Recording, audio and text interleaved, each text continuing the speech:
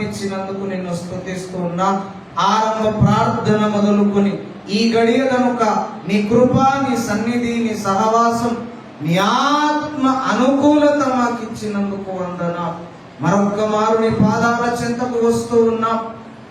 రెండవ వర్తమానం ప్రభువా, నీవు మాతో మాటలాడి ముచ్చటించి నీకు మరీ సమీపస్తులమగునట్లుగా, చేరువగునట్లుగా నిరాశని మరుగు చేసుకొని నా నోట నీ మాటల ఊట మాత్రమే ఉబికింపజేసి అందరితో మాటలాడి ఈ లోకములో ఎలాగూ జయించాలో, బ్రతకాలో, నీ కొరకు వెలుగొందాలో మాకు మార్గనిర్దేశము చేసి మమ్మలను లోకములో నూతనంగా ప్రవేశపెట్టమని యేసు పుణ్యనామమున ప్రార్థించి మురళి వేడుకుంటున్నాం పరమ తండ్రి.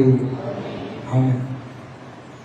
ప్రియులారా, చదువుకున్న కీర్తన, చదువుకున్న లేఖన భాగాలలోని దేవుని ఉద్దేశము, దేవుని సందేశము యొక్క సారాంశం మనకు అర్థం కావాలంటే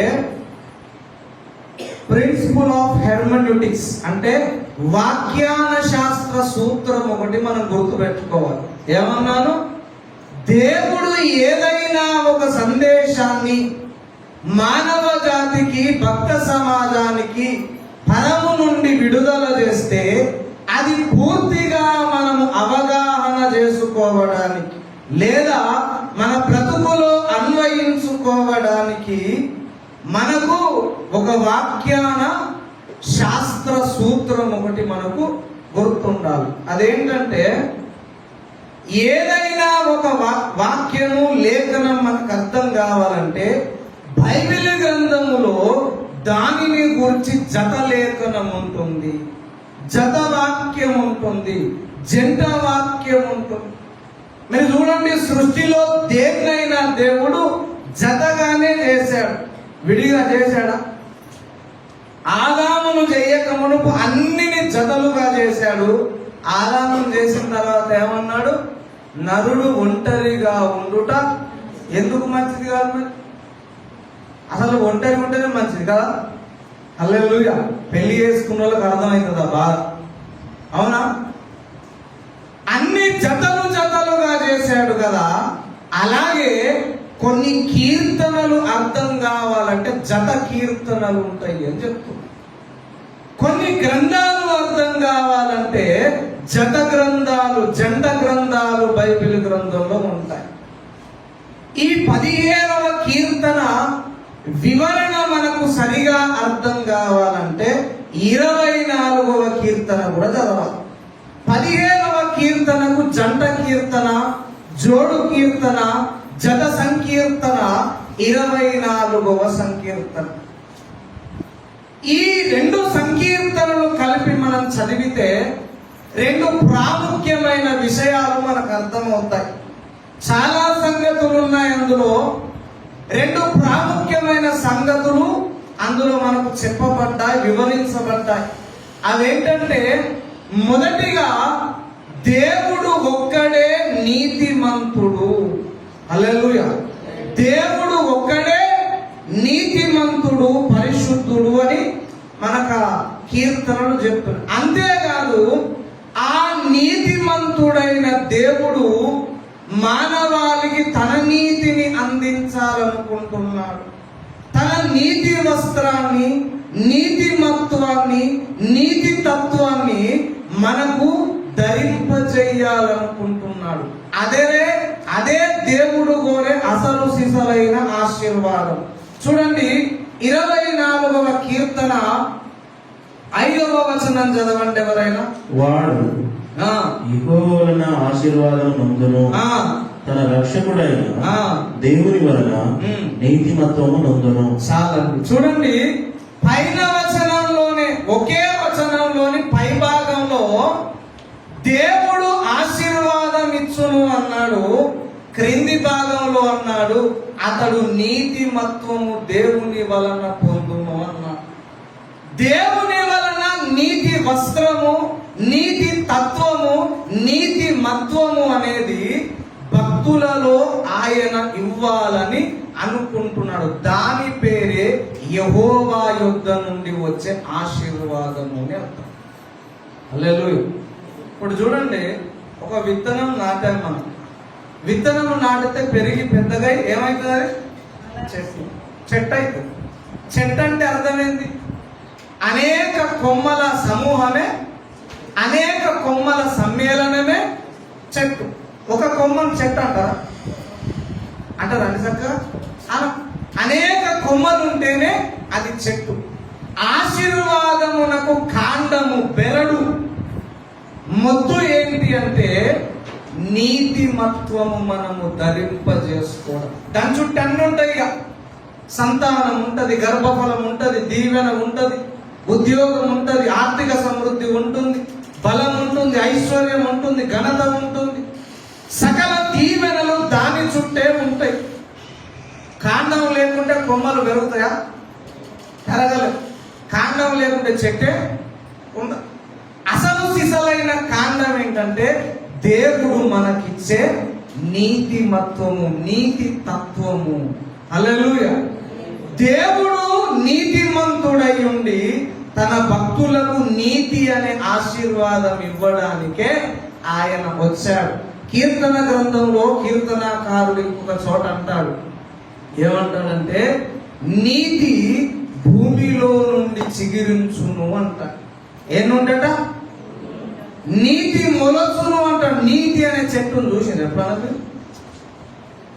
మన డౌట్ ఎప్పుడు రాలే. నీతి భూమిలో నుండి మొలచుడే. అందుకే ఎక్కువ బైబిల్ చదవం కదా.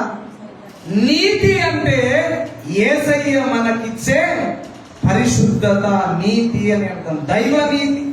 అయితే ఈ నీతి, దేవుని నీతి తన బిడ్డలలో తాను అనుకున్నంతగా నెరవేరుటలేదు. హల్లెలూయా. ఎందుకో చెప్తా. ఆదికాండం 7వ అధ్యాయం, ఎవరు చూడదు, 7వ అధ్యాయం ప్రారంభ వచనంలో దేవుడు అంటాడు, నోవాహును పట్టుకొని నీవే ఈ తరములో నా ఎదుట నీతిమంతుడవై ఉన్నావు. ఆయన భార్య కాదా? ఆయన పిల్లలు కాదా అన్నాడు అన్నమాట. మరి ఆయనను బట్టే కుటుంబం రక్షింపబడ్డది. దేవుని పిల్లలలో అందరూ దేవునికి తగినట్టుగా నీతిని సంపాదించుకోవటలేదు అని చెప్తున్నారు. ఎందుకు? దేవునికి ఆయన పిల్లలకు ఒక ప్రధాన సమస్య ఉంది. ఆ సమస్య నీకు అర్థం కావడానికి ఒక చిన్న ఎగ్జాంపుల్ చెప్పి ఈ ముడివిప్పి నేను ముగిస్తాను. హల్లెలూయా. దేవునికి, దేవుని పిల్లలకు ఆయన నీతి ఆయన ధరింపజేయుచున్న సందర్భములో ఒక ప్రధాన సమస్య ఉంది. ఆ సమస్య అంటే ఒక చిన్న ఉదాహరణ చెప్తాను. ఒక విజాతి ప్రాణులు, ఒక జాతి కాదు, వేరు వేరు జాతులు కలిగిన 2 ప్రాణులు ఇష్టపడి వివాహం చేసుకున్నాయి. అవేంటి అంటే ఒక చీమ ఒక దోమను పెళ్లి చేసుకున్నాయి. ఏమండి? ఒక చీమ ఒక దోమను పెళ్లి చేసుకున్నాయి. పెళ్లి చేసుకున్నాక కొత్త కాపురం పెట్టాయి. కొత్త కాపురం పెట్టుకున్న తర్వాత మంచి కలిసి భోజనం చేస్తున్నారు, కలిసి ఉంటున్నారు. కానీ రాత్రి కాగానే చీమేమో గదిలో పడుకుంటుంది, దోమేమో బయట పడుకుంటుంది. 1 రోజు అయింది, 2 రోజులు అయింది, 3 రోజులు అయింది, వారం, 10 రోజులు, నెల అవుతుంది. మన ఇంట్లో అంత సవ్యంగా ఉన్నప్పుడు ఏం కాదు. మన ఇంట్లో ఏమన్నా రాత్రి గుసగుసలు, సమస్యలు, అన్న చిన్న గొడవ, చికాకు అయింది అనుకున్నప్పుడు గోడ కూడా చెవులు ఉంటాయి. పక్కా పొద్దునే వస్తుంది, బ్రష్ చేసుకోక మునిపే ఏమంటారు, అవక్క మీ ఇంట్లో రాత్రి ఆయగది ఏమైంది నీకేమో. అవునా? మనకేమన్నా గొడవ అయితే పాపం వాళ్ళకి సంబరం. తెల్లారి లేచి అడిగేదాకా ఆమె కడుపు ఉబ్బుతుంది, రాత్రి తిన్నది అరగదు ఎక్కువైతే. అవునా? గోడకు చెవులు ఉంటాయి. అట్లా ఊరి మీద ఉన్న వాళ్ళందరూ, వాడ మీద ఉన్న వాళ్ళందరూ వచ్చి ఈ చీమను దోమను కూర్చుండబెట్టి అడిగారు, ఏమని? అవును, మీరిద్దరు ఇష్టపడే పెళ్లి చేసుకున్నారు కదా, మరి ఎందుకు ఇంట్లో బయట పడుకుంటున్నారు, మరి పగలంతా మంచిగానే ఉంటున్నారు, మీకు ఏమైనా సమస్య ఏంది అని అడిగితే దోమంది, చీమంటే నీకు ఇష్టం లేదంటే చచ్చిపోయేంత ఇష్టం అంది. చీమను పోయి అడిగితే దోమ అంటే నాకు చచ్చిపోయేంత ప్రాణం అని ఆమె. ఇద్దరికి చచ్చిపోయేంత ప్రేమ ఉన్నాక ఎందుకు అలా పడుకుంటున్నారు అంటే దోమంది చీమకు నేనంటే ఇష్టమే, నాకు చీమన్నా ఇష్టమే గాని రాత్రి కాగానే చీమ ఆలౌట్ వేస్తుందని చెప్పిందట. హల్లెలూయా. రాత్రి కాగానే చీమ ఏం చేసిందట? కలిసే కాపురం చేస్తున్నారు కానీ ఒకరి మనస్సులోని మాట ఇంకొకరు చెప్పుకోవడానికి అనుమానము, భయము, సమస్య, అపార్థమవుతుందేమోనన్న సమస్య. హల్లెలూయా. దేవునికి కూడా ఈ మాట చెప్తే నా బిడ్డ వింటదా వినదా అని దేవునికి సమస్యని.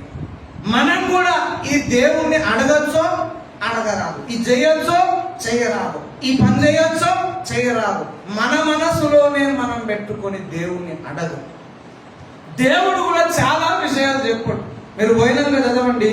ఆమోసు ప్రవచన గ్రంథం 3వ అధ్యాయం 7వ వచనంలో దేవుడు అంటాడు, ఇశ్రాయేలీయులైన నా సేవకులకు చెప్పకుండా యెహోవానకు నేను ఏమీ చేయనన్నా.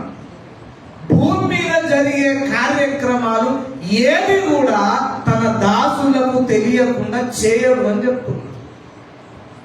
మన బతుకు గురించి అన్న తెలుసా? సంవత్సరం తర్వాత ఏమైందో లోకమంతా గంగరమైంది తెలుసా? మన సంఘంలో సంవత్సరం తర్వాత దేవుడు ఎక్కుతున్నాడు తెలుసా అండి? తెలియదు. ఇప్పుడు భోంగా ఏమైతామో కూడా ఎరకలే. దేవుడు అలాంటి వాడు కాదు. రేపు నీ బ్రతుకేమైందో చెప్పగలడు. నేను చెప్పాను కదా, దేవుడు అడిగితే నువ్వు ఎప్పుడు పోతావో కూడా చెప్తాడు. నేను చెప్తున్నా, నీ పరిస్థితి ఎలా ఉండబోతుందో చెప్తాడు. నీ బ్రతుకులో భవిష్యత్తులో ఏం జరగబోతుందో చెప్తాడు. ఎప్పుడు అంటే నువ్వు ఆయనకు నమ్మకంగా ఉండగలగాలి.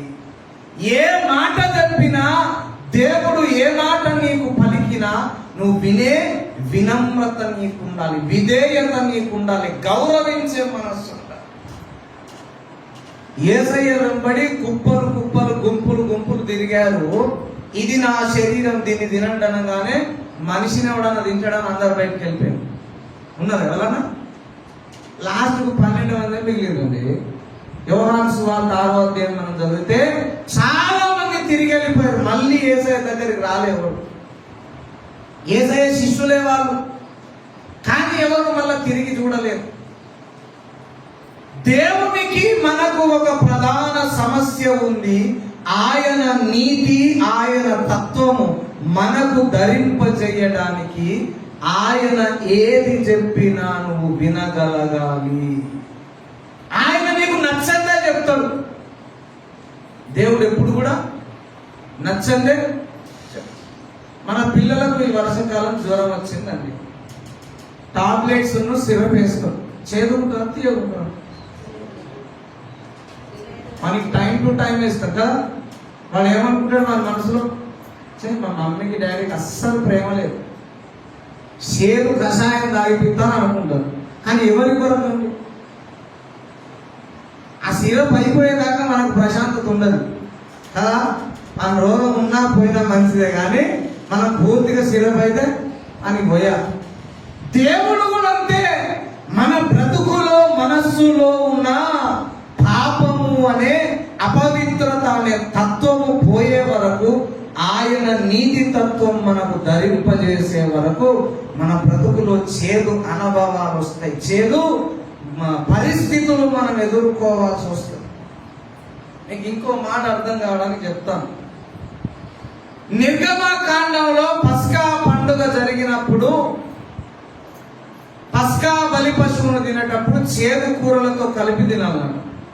మంచిగా మటన్ ఫ్రై చేసినాం, అల్లుడు ఇంటికి వచ్చిందని దాంట్లో కాకరకాయ రసం పోసినాం. దాన్ని ప్రేమ అంటావా? తింటాడా అండి? పొమ్మన లేక మా అత్త మా మామ పొమ్మన లేక పోగొట్టి అంటా.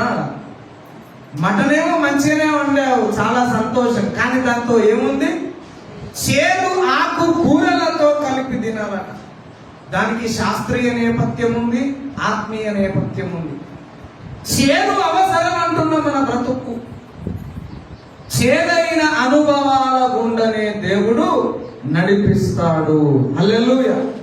దేవుని నీతి తత్వము మనకు రావాలి, మనం ధరించుకోవాలంటే దేవుడు ఏది చెప్పినా వింటానని మనం దేవుని సన్నిధిలో ప్రార్థన చేయాలి. నేను ఎప్పుడు ప్రార్థన చేసినా న్యూట్రల్ గానే ప్రార్థన చేస్తా. ముందుకు ఇది పెట్టి, ప్రభువా నాకు ఇదే జాబ్ కావాలి, ఇదే ఉద్యోగం కావాలి, ఇదే నౌకరి కావాలి, ఇదే పిల్ల కావాలని అడగలేదు. మనం ఏం చేస్తాం, మనసులో ఒక చిత్రాన్ని గీసుకుంటాం. ఫస్ట్ జ్ఞాప గీసి దాని మీద చేయబెట్టి ప్రార్థన చేస్తాను. నువ్వు ఎంత ప్రార్థన ఇస్తాడు, ఏడని కాదు, కానీ ఆయన చిత్తం అయితేగా, ఆయన తత్వం నీకు రాదు, ఆయన గుణలక్షణాలు నీలో అబ్బవు అంటున్నా.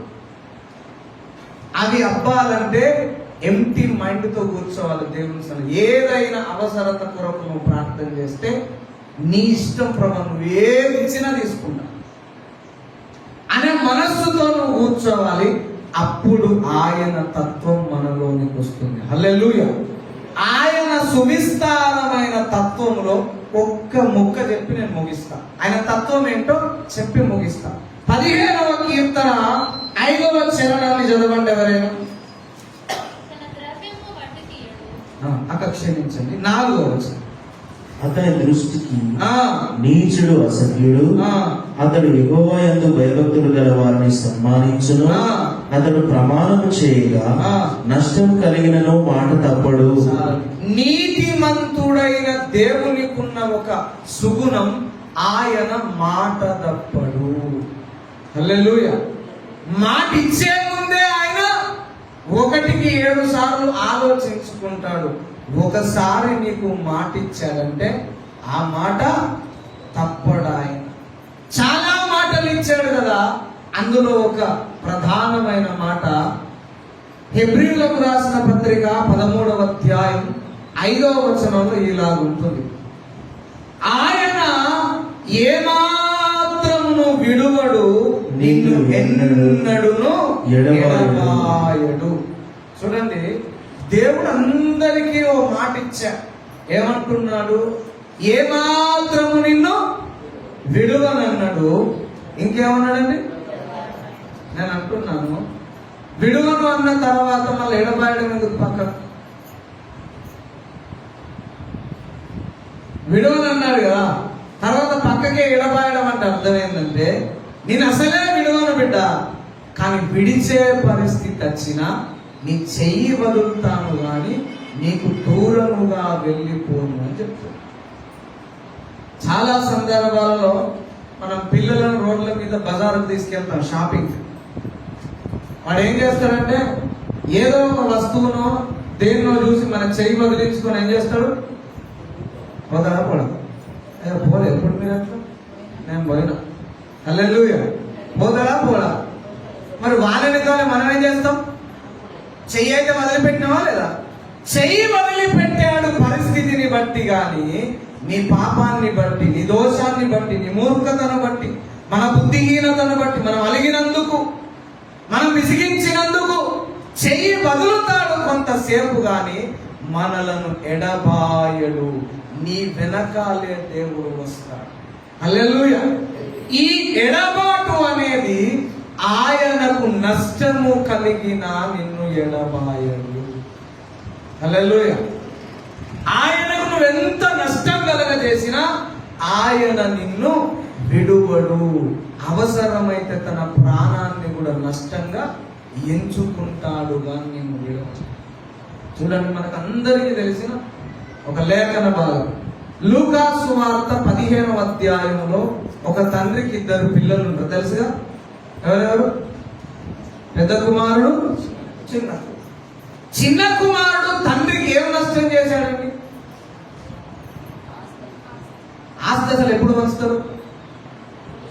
పెళ్ళి అయినాక చెప్పరండి. భార్యలు వచ్చినాక అన్న మొత్తం మామీనే చెప్తాను, నేను అట్లా చేస్తాం అనుకోకండి. భార్యలు వచ్చిన తర్వాత తండ్రి మరణావస్థలో ఉన్నప్పుడు లేదా మంది చనిపోయే పరిస్థితి వచ్చినప్పుడు వృద్ధాప్యంలో ఆస్తి పంపకం జరుగుతుంది. అక్కడ చదువుకున్న లేఖనాలలో పెద్ద కుమారునికి కానీ చిన్న కుమారునికి కానీ వివాహం అయినట్టు లేదు. వివాహం కాకమునిపే ఇచ్చాడు ఈయనంటే. ఇప్పుడు ఈయనకి ఏం పేరు వచ్చింది?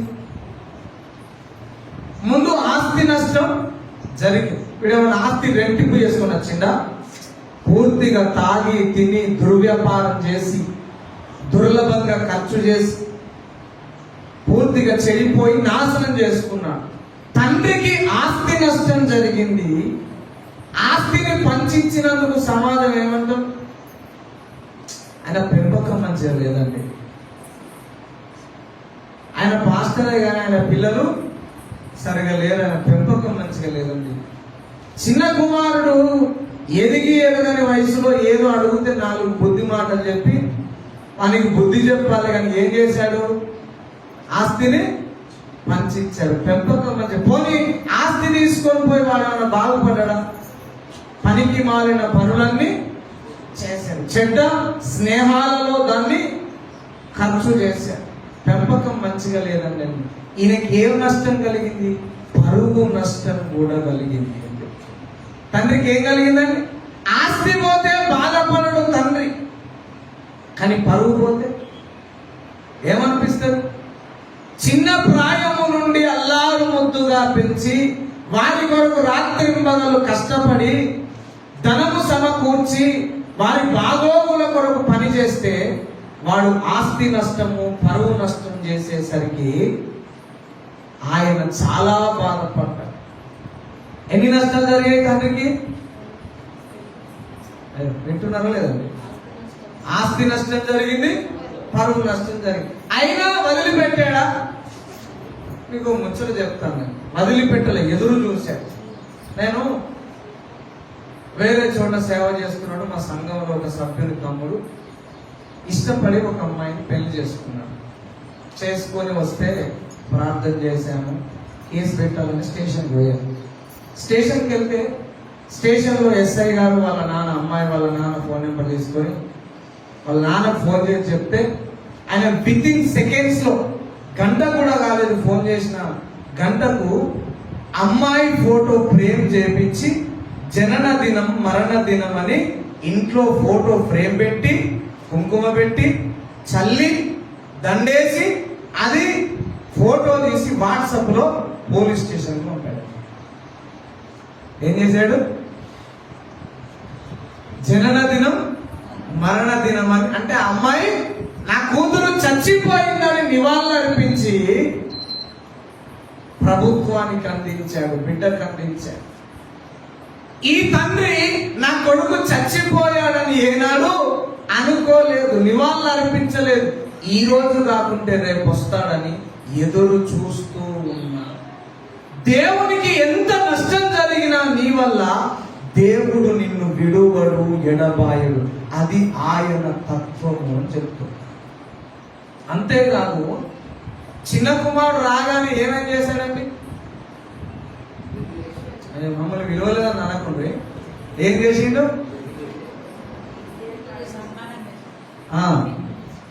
ముందు నూతన వస్త్ర, తర్వాత ఉంగరం తొడిగించాడు, తర్వాత చెప్పులు తొడిగించాడు, తర్వాత విందు చేయించాడు.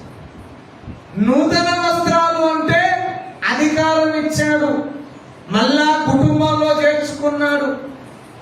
ఉంగరము అంటే కుటుంబంలో అంతకు మునుపు ఏ అధికారం ఉండేదో ఇప్పుడు అధికారం ఇచ్చాడు. విందు చేయించాడు. చెప్పులు అంటే రక్షణ. ఇక మీదట నీవు నా కొడుకు, నేను నీకు రక్షకున్నని చెప్తూ ఉన్నాడు. ఒకప్పుడు ఏ స్థానం ఉన్నదో అంతకు మించిన స్థానాన్ని ఇప్పుడు ఇచ్చాడు. ఇవ్వడంలో ఒక నష్టం జరిగింది ఆయనకి. ఏం జరిగిందంటే, పోయినాక చదవండి 15వ అధ్యాయంలో పెద్ద కుమారుడు వచ్చి తండ్రి మీద కోపపడతాడు.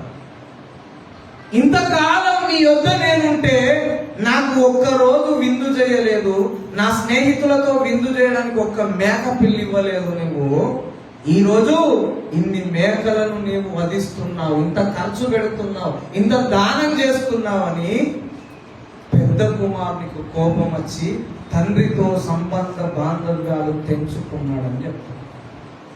ఏం నష్టం జరిగింది? ఇప్పుడు ఆత్మీయుల నష్టము జరిగింది, బంధువుల నష్టం జరిగింది, మిత్రుల నష్టం జరిగింది, సమాజ స్నేహం నష్టము జరిగింది, అన్ని రకాలుగా నష్టపోయాడండి.